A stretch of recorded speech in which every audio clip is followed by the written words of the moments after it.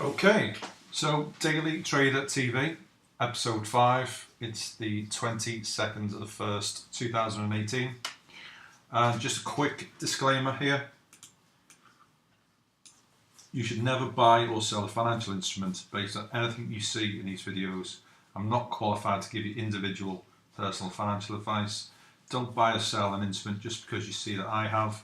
Stocks go up as well as down, and you should be extremely careful using leverage. So I asked you to start providing some questions, because the way I'm hoping this is going to work is that I'll give you some seed information, and that will raise questions in your mind, and then you ask the questions, and if you can, put them into the YouTube comments, because that's the most likely place I'm going to see them, and I won't forget where I found them. So you've started to ask questions. I've got about 4 or 5 already. So the question was, if I never sell my shares, how can I ever lose money? So let's dive into that, and then I'll show you if there's anything going on the account today. So we'll dive straight in. So, can you ever lose money? What this person's really saying is, if I buy here and the stock starts going down, then until they sell, they haven't actually lost any money. Which is true, because the price, as you can see, has come roughly back to where you bought it. So if you bought here and sold here, well, the argument that I think the person's making is, if it had just sat on my hands, you know, I could be back at break even, or even into a profit. So if I don't sell here, the fact that I'm showing a paper loss between here and here is irrelevant. It's a good question, and it's something that you will find lots and lots of investors will make that argument, and they'll certainly be making that argument in a bull market, because a lot of things do come back in a bull market, but there's also a bear market. So what I'm going to do is I'm going to show you a few stocks and also the general markets. So if we go to the general markets and we look at let's just take the FTSE 100, and so we look at a bear market. So the high point was around about the end of the year 1999, and then we had the tech bubble blew up, and we entered a bear market.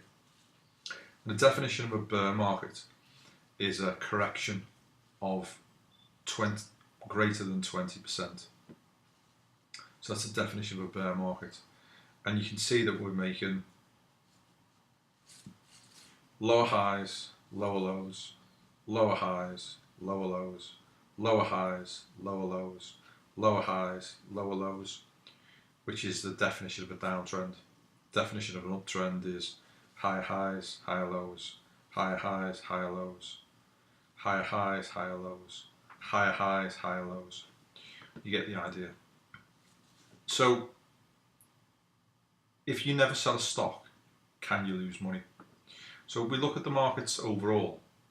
The market, to make money in trading, whatever method you use, you don't have to use the methods that I'm going to show you. You do have to use the basic principles, but there's a million ways to make £1 million. So what you've got to say to yourself is, if you bought here, because you had no way of knowing it was the top, if you bought here and you refuse, if your thesis, your argument is, well, I'm never going to sell my stocks, so I'll never make a loss. So the first argument I'm going to give you is to do with compounding. So if we go back to the board, it's there, isn't it? So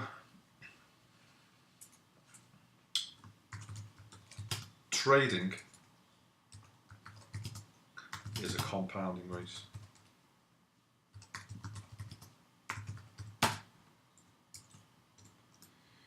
And there's something called Rule of 72. So the Rule of 72 says if you divide your rate of return, so let's say our rate of return is 20%. If you divide 72 by your rate of return, then you'll get the number of years it takes to double your account. So, give you an easy example. So, a 10% return takes 7.2 years to double your account. So, if you started off with £100,000, in 7.2 years, you'd have £200,000. So, if we can accept as a general principle that whatever method you use, it's a compounding race, then if we go back to the general markets, if you'd have bought here at the end of 99 and you simply refused to sell because you didn't want to crystallize a loss. So if we draw a line in, well, in 2009, 9 years later, you still haven't got back to break even. If we zoom out and we come back in,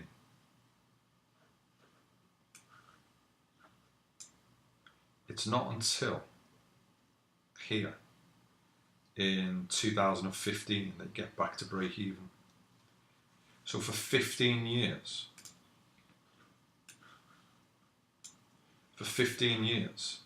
you made no money. So for 15 years, your account would have sat still in equity at £100,000. It would have been showing a loss, but it would have taken you 15 years to get back to having £100,000 worth of equity. Now you would have collected some dividends to offset the fact that you've been sat in cash. But you can invest anywhere in the world. There's a bull market everywhere. So during this period, you might have got a better return in dollar. You might have got a better return in gold. You might have got a better return in emerging markets. So the methods I'm going to show you will keep you out of that scenario. And that's not an unusual scenario. You can go back right through history and see times when this has happened. The other thing you've got to say to yourself is, by the time we're here, it's all over the news. And everything you hear is the world's going to end and it's different this time. You've got to ask yourself is, are you psychologically really going to keep hold for 15 years and ride that out? I'll put it to you that you won't. I'll put it to you that you'll sell here and crystallise your loss. Because by the time you sat through all this, you're probably not sleeping at night. So just emotionally and psychologically, I think it's too difficult. So we've covered compounding, we've covered the Rule of 72. I've mentioned the effects on psychology. Tied into this is the cost of opportunity. In the time that you're watching this market go sideways, think of all the opportunities to earn return that you could have made during this 15-year period. So I've been through some of these and tried to hold. So I know it's not for me. The other reason is that once a stock starts to go down, oftentimes it never comes back and you become trapped, or it gets delisted, meaning that the company goes bust. So let me give you a couple of examples. So one that's in the news right now. So if we look at Carillion, if you bought here, if you'd have bought in this area, then you sat through this correction, you watched it rally back, makes a lower high, and then you watch it trade sideways for a bit, and then it starts on its descent, and then it gets to here. You know, if you can hold through all that, you're a better person than me. But let's say you hold here, and then you wake up, and it's no longer trading because it's gone bust. And I can show you lots and lots of examples where you just never get your money back. Tesco made its high in 2007. You're now, if you look on the left hand side here, you can see the percentages. So we're now, you've lost, let's say you're still in today, so 50%, you're 70%, you've lost 70% of your equity. Let's find some more. Pets.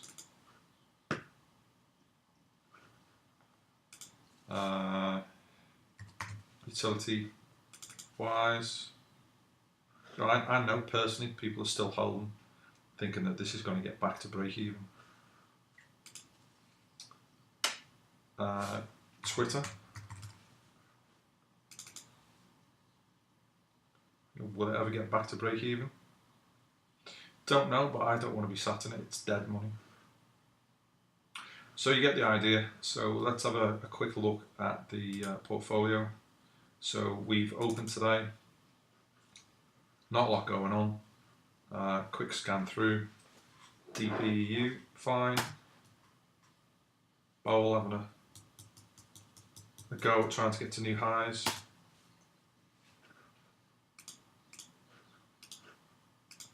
Photo Me, fine. Gym Group, really good week last week. Just come back in slightly. EQM, my stops here, swing trade. I'm looking for this to now start moving out. RFX, nothing's happening. CAML, just come back in slightly. Cake, fine. On the beach, fine. Audio boom, fine. FLTA, nothing to see. So if we look at the account,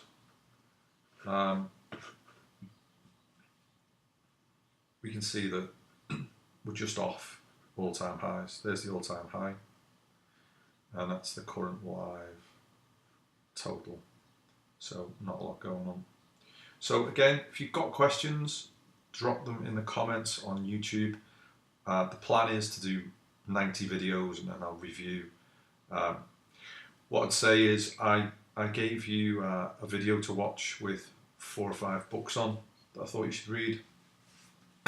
Probably the best thing to do is get hold of the William O'Neill book, and as you're reading through, if anything doesn't make sense, ask questions, or if something you see in the video doesn't make sense, ask questions. The more questions you ask, the more videos I'll make. If you don't ask questions, well, there won't be any more videos. But I am committed myself to making 90 videos. So that's 3 months worth of videos, and then I'll review the situation and take it from there.